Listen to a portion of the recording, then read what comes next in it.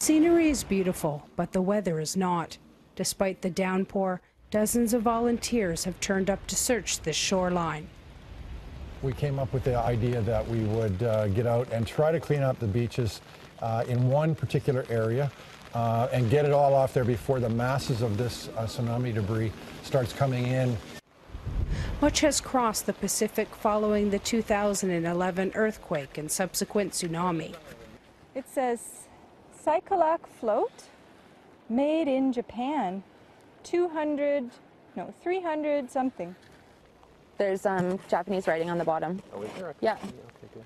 This is from Japan. Danielle Durant and her father have a personal connection to the disaster in Japan 2 years ago. She lives in Canada now, but was living and working as a teacher in Fukushima when the earthquake and tsunami hit. Well, I'm just hoping that I can, send it back to my village and town, and that they can, inform the kids of kind of how big the footprint of this thing is. That, their teacher returned to Canada in August, and now she's picking up their garbage, well, the garbage from the tsunami in her home area or whatever. So I'm hoping that they can kind of share that with the kids out there. Renee Wazink is on a national committee that is organizing how Canada will deal with what could be heading to their shores. When the tsunami debris was washed out to sea in Japan, there were a lot of industrial areas. So we do have a worry about, drums with various chemicals, containers, containing all sorts of toxic materials. So that's certainly a concern. The best known accidental import was a Harley Davidson motorbike, which landed up the coast in British Colombia. It's now in a museum. Few other items have been traced back to their original owners in Japan.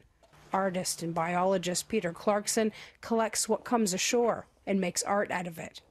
The idea would be to incorporate it into a small Japanese garden and have a place where people could go and contemplate the event and the tragedy itself. The Japanese government has given Canada $1 million to help with the cleanup. Tofino is usually a surfing destination, but in the months ahead, residents will be keeping their eyes open for what else might be washing up here. Brandy Yanchyk, BBC News, British Columbia, Canada.